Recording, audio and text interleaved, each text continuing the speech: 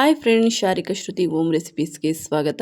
ಇವತ್ತಿನ ಸ್ಪೆಷಲ್ ಏನು ಅಂತಂದರೆ ಪಾಲಕ್ ಸಾಂಬಾರು. ಹೆಲ್ದಿಯಾದ ಮತ್ತು ಟೇಸ್ಟಿಯಾದ ಪಾಲಕ್ ಸಾಂಬಾರು.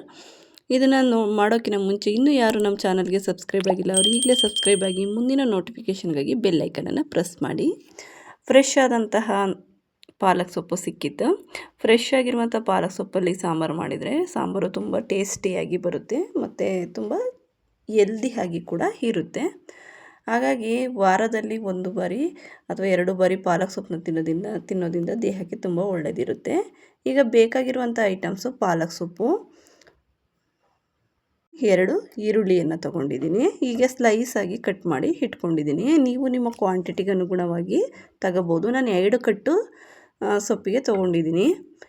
ಇಲ್ಲಿ ಗೆಜ್ಜಿರುವಂಥ ಬೆಳ್ಳುಳ್ಳಿ, 1 ದಪ್ಪ ಗೆಡ್ಡೆ ಗೆಜ್ಜಿರುವಂಥ ಬೆಳ್ಳುಳ್ಳಿ, ಮತ್ತು ನಾನಿಲ್ಲಿ 2 ಟೊಮೆಟೊವನ್ನು ತೊಗೊಂಡಿದ್ದೀನಿ. Medium size tomato 2. ನೀವು ಬೇಕಂದರೆ ಜಾಸ್ತಿ ಕೂಡ ತಗೋಬೋದು.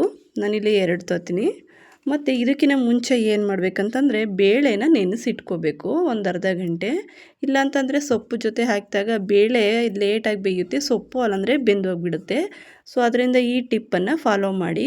ಬೇಳೆನ ಅರ್ಧ ಗಂಟೆ ಬೇಯಿಸೋದ್ರಿಂದ ಸೊಪ್ಪಿನ ಜೊತೆ ಸಮ ಪ್ರಮಾಣದಲ್ಲಿ ಬೇಯ್ಕೊಳ್ಳುತ್ತೆ ಮತ್ತು ಬೇಗ ಬೇಳೆ ಬೆಂದು ಸ್ಮ್ಯಾಶ್ ಆಗುತ್ತೆ. ಅದರಿಂದ ಸಾರು ತುಂಬ ಚೆನ್ನಾಗಿ ರುಚಿಯಾಗಿ ಬರುತ್ತೆ. ನೆಕ್ಸ್ಟು ಇದಕ್ಕೆ ಬೇಕಾಗಿರುವಂಥದ್ದು ಇದು ಅರಿಶಿನ. 1-2 ಚಿಟಿಕೆಯಷ್ಟು ಅರಿಶಿಣವನ್ನು ತಗೊಳ್ಳಿ. ನೆಕ್ಸ್ಟು ನಾನಿಲ್ಲಿ 1.5 ಟೇಬಲ್ ಸ್ಪೂನಷ್ಟು ಖಾರದ ಪುಡಿ ಅಂದರೆ ಸಾಂಬಾರು ಪುಡಿಯನ್ನು ತೊಗೊಂಡಿದ್ದೀನಿ. ಅಂದರೆ ಇದು ಧನಿಯಾ ಮತ್ತು ಖಾರದ ಪುಡಿ 2 ಮಿಕ್ಸಲ್ಲಿ ಇರುತ್ತೆ. ನೆಕ್ಸ್ಟು ರುಬ್ಬಿರುವಂತಹ ತೆಂಗಿನಕಾಯಿ. ನೀವು ಇದನ್ನು ಬೇಕಾದ್ರೆ ಬೇಡ ಅಂದರೆ ಸ್ಕಿಪ್ ಮಾಡ್ಬೋದು, ಹಾಕೊಂಡ್ರೆ ತುಂಬ ರುಚಿಯಾಗಿರುತ್ತೆ. ಅದರಿಂದ ನಾನು ಇದಕ್ಕೆ ತೆಂಗಿನಕಾಯಿನ ಬಳಸ್ತಾ ಇದ್ದೀನಿ. ನೆಕ್ಸ್ಟ್ ಒಗ್ಗರಣೆಗೆ ನಾನಿಲ್ಲಿ 1 ಅರ್ಧ ಸ್ಪೂನಷ್ಟು ಸಾಸಿವೆ, ಜೀರಿಗೆ ಮತ್ತು 1 ಸ್ಲೈಸಾಗಿ ಕಟ್ ಮಾಡಿರುವಂಥ ಈರುಳ್ಳಿ ಮತ್ತು 10-15 ಕರಿಬೇವಿನ ಎಲೆನ ತಗೊಂಡಿದ್ದೀನಿ. ನೆಕ್ಸ್ಟು ಮತ್ತು ಇದಕ್ಕೆ ಹೆಚ್ಚಿರುವಂತಹ ಕೊತ್ತಂಬರಿ ಸೊಪ್ಪು. ಇಷ್ಟು ಇದಕ್ಕೆ ಬೇಕಾಗಿರುವಂಥ ಕೆಲವು ಇಂಗ್ರೀಡಿಯೆಂಟ್ಸ್ಗಳು. ಮತ್ತು ಮಾಡೋದಕ್ಕೆ ರುಚಿಗೆ ತಕ್ಕಷ್ಟು ಉಪ್ಪು ನೀವು ಅನುಗುಣವಾಗಿ ಹಾಕೋಬೋದು. ಮತ್ತು ಮಾಡೋದಕ್ಕೆ ಬೇಕಾಗಿರುವಂಥದ್ದು ಎಣ್ಣೆ. ಒಗ್ಗರಣೆಗೆ ಎಣ್ಣೆ ಬೇಕಾಗುತ್ತೆ. ಮತ್ತು ನಾನಿಲ್ಲಿ ಸ್ವಲ್ಪ ಜೀರಿಗೆಯನ್ನು ತೊಗೊಂಡಿದ್ದೀನಿ. ಈ ಜೀರಿಗೆ ಏನಕ್ಕೆ ಅಂತಂದರೆ ನಾವು ಬೇಯಕ್ಕೆ ಹಾಕ್ತೀವಲ್ಲ ಅದ್ರ ಜೊತೆಗೆ ಹಾಕಬೇಕು. ಇಲ್ಲ ನಾನಿಲ್ಲಿ ಒಂದು ಕುಕ್ಕರನ್ನು ತೊಗೊಂಡು ಇದನ್ನು ಬೇಯೋದಕ್ಕೆ ಹಾಕೋತಾ ಇದ್ದೀನಿ. ಇಲ್ಲಿ ನಾನು 2 ಟೊಮೊಟೊ ಹಣ್ಣನ್ನು ಸೇರಿಸ್ಕೊಂಡೆ. ಮತ್ತು ನೆನೆಸಿರುವಂತಹ ಬೇಳೆಯನ್ನು ಒಂದು ಕುಕ್ಕರ್ಗೆ ಹಾಕೋತಾ ಇದ್ದೀನಿ. ಇವನ್ನೆಲ್ಲ ಒಂದೊಂದಾಗಿ ಏನು ಮಾಡಬೇಕು, ಎಲ್ಲನೂ ಕುಕ್ಕರ್ಗೆ ಹಾಕೋಬೇಕಾಗುತ್ತೆ. ಬೆಳ್ಳುಳ್ಳಿ, ಏಕೆಂದರೆ ಪಾಲಕ್ ಸೊಪ್ಪು ತುಂಬ ಹೆಲ್ದಿಯಾಗಿರುವಂಥದ್ದು. ಇದರಲ್ಲಿ ಹೆಚ್ಚಿನ ಕಬ್ಬಿಣ ಅಂಶ ಸಿಗುತ್ತೆ ದೇಹಕ್ಕೆ. ಮತ್ತು ಈಗ ನಾನು ಈರುಳ್ಳಿಯನ್ನು ಹಾಕ್ಕೊಂಡೆ. ಟರ್ಮರಿಕ್ ಪೌಡರು ಅಂದರೆ ಅರಿಶಿನ ಪುಡಿ, ಇವನ್ನೆಲ್ಲ ಹಾಕೋಬೇಕಾಗುತ್ತೆ. ಇದರಲ್ಲಿ ನಾನು ಮುಖ್ಯವಾದ ಟಿಪ್ಸ್ಗಳನ್ನು ಹೇಳ್ತೀನಿ, ಅದರಿಂದ ಈ ವಿಡಿಯೋನ ಫುಲ್ ನೋಡಿ. ಮತ್ತು ಜೀರಿಗೆ 1 ಅರ್ಧ ಸ್ಪೂನಷ್ಟು ಜೀರಿಗೆನ ಹಾಕುತ್ತಿದ್ದೀನಿ. ಮತ್ತು ಹೆಚ್ಚಿರುವಂತಹ ಸೊಪ್ಪು.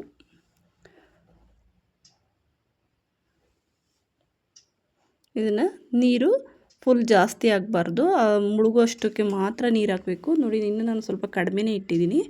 ಅದನ್ನು ಇಟ್ಬಿಟ್ಟು ಏನು ಮಾಡಬೇಕು, ಇದನ್ನು ಲಿಡ್ಡನ್ನು ಕ್ಲೋಸ್ ಮಾಡಿ ಬೇಯಿಸ್ಕೋಬೇಕಾಗುತ್ತೆ. ನಾನು ನೋಡ್ರಿ ಇಲ್ಲಿ ಬೇಯಿಸ್ಕೊಂಡು ತೆಗೆದಿದ್ದೀನಿ. ತೆಗೆದಾದ್ಮೇಲೆ ಇದನ್ನು ನಾನು ಒಂದು ಇದಕ್ಕಾಕಿ ಸಾಂಬಾರು ಪುಡಿಯನ್ನು ಹಾಕಿ ಒಂದು ಪಾತ್ರೆಯಲ್ಲಿ ಬೇಯಿಸ್ತಾ ಇದ್ದೀನಿ. ಒಂದು ಕುದಿ ಬರಿಸ್ಬೇಕು, ಒಂದು ಕುದಿ ಬೇಯಿಸ್ಕೋಬೇಕು. ಅದಕ್ಕೆ ನಾನು ಸ್ವಲ್ಪ ಕೊತ್ತಂಬರಿ ಸೊಪ್ಪು ಮತ್ತು ಕರಿಬೇವಿನ ಸೊಪ್ಪನ್ನು ಹಾಕಿದೆ, ಅಂದರೆ ಅದು ಸ್ಮೆಲ್ಲೆಲ್ಲ ಅದರೊಳಗಡೆ ಬಿಟ್ಕೊಳ್ಳಿ ಅಂತ. ಪಾಲಕ್ ಸೊಪ್ಪನ್ನು ಮಕ್ಕಳಿಗೆ ಮತ್ತು ಪ್ರೆಗ್ನೆಂಟ್ ಲೇಡಿಗಳಿಗೆ ಮತ್ತು ಫೀಡಿಂಗ್ ಮಾಡಿಸ್ತಾ ಇರೋರಿಗೆ ಇದನ್ನು ವಾರದಲ್ಲಿ 1 ದಿನ ಅಥವಾ 2 ದಿನ ಮಾಡಿಕೊಡೋದ್ರಿಂದ ಅವರಲ್ಲಿ ಇಮ್ಯುನಿಟಿ ಪವರ್ ಹೆಚ್ಚಾಗುತ್ತೆ ಮತ್ತು ಕಬ್ಬಿಣ ಅಂಶ ದೊರೆಯುತ್ತೆ.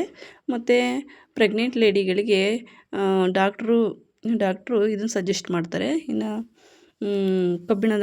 ಕಬ್ಬಿಣಾಂಶದ ಐರನ್ ಕಂಟೆಂಟ್ ಮಾತ್ರೆಗಳನ್ನು ಸಜೆಸ್ಟ್ ಮಾಡ್ತಾರೆ. ನೀವು ಅದ್ರ ಜೊತೆಗೆ ಇದನ್ನು ತಿನ್ನೋದ್ರಿಂದ ಬೇಬಿ ತುಂಬ ಚೆನ್ನಾಗಿ ಗ್ರೋತ್ ಆಗುತ್ತೆ. ಏಕೆಂದರೆ ಪೋಲಿಕ್ ಆಸಿಡ್ ಮಾತ್ರೆಯಲ್ಲಿ ಸಿಗುವಂಥ ಕಂಟೆಂಟು ನಮಗೆ ಪಾಲಕ್ ಸೊಪ್ಪಿನಲ್ಲಿ ಸಿಗುತ್ತೆ. ಸೊ ಹಾಗಾಗಿ ನೀವು ಈ ಒಂದು ಸಾಂಬಾರನ್ನ ಮಾಡಿ ತಿನ್ನೋದ್ರಿಂದ ನಿಮಗೆ ಬೇಕಾಗುವಂತಹ ಪೋಲಿಕ್ ಅಂಶ ಇದರಲ್ಲಿ ಸಿಗುತ್ತೆ.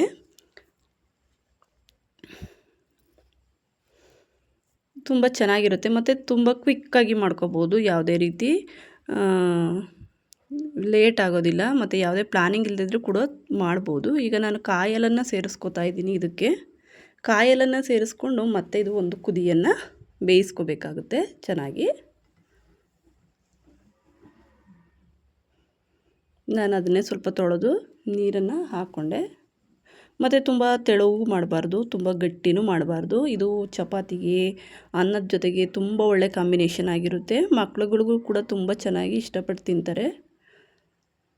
ಮತ್ತು ಯಾಕೆಂದರೆ ಇದು ಒಂಥರ ಖಾರ ಬರೋದಿಲ್ಲ, ಒಂಥರ ಸ್ವೀಟ್ ಅನ್ನಿಸ್ತಿರ್ತಾ ಇರುತ್ತೆ, ತುಂಬ ಚೆನ್ನಾಗಿರುತ್ತೆ. ಮತ್ತು ಈ ಕಡೆ ಇದಕ್ಕೆ ಬೇಕಾದಂಥದ್ದು ಒಗ್ಗರಣೆಯನ್ನು ಮಾಡ್ಕೊಳ್ಳೋಣ. ಈಗ ಒಂದು ಬಾಣಲೆಯನ್ನು ಇಟ್ಟು ಅದಕ್ಕೆ ನಾನು ಇಲ್ಲಿ ತೋರಿಸಿದ್ನಲ್ಲ ಮೊದಲೇ, ಈರುಳ್ಳಿ, ಕರಿಬೇವು ಸೊಪ್ಪು ಮತ್ತು ಸಾಸಿವೆ ಜೀರಿಗೆನ ಹಾಕಿ ಇಲ್ಲಿ ನಾನು ಒಂದು ಒಗ್ಗರಣೆಯನ್ನು ರೆಡಿ ಮಾಡ್ಕೊತಾ ಇದ್ದೀನಿ. ಸ್ವಲ್ಪ ಬಾಡಿಸ್ಕೋಬೇಕು, ಅದನ್ನು ಬ್ರೌನಿಷ್ ಆಗೋ ತನಕ.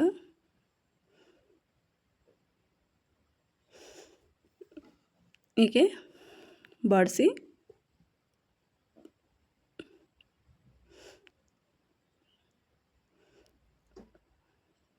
ಸ್ವಲ್ಪ ಬಾಡಿಸ್ಬೇಕು. ಅದು ಈರುಳ್ಳಿದು ಸ್ವಲ್ಪ ರಾಸ್ ಮೇಲೆಲ್ಲ ಹೋಗೋ ತನಕ ಅದನ್ನು ಸ್ವಲ್ಪ ನಾವು ಫ್ರೈ ಮಾಡಬೇಕಾಗುತ್ತೆ.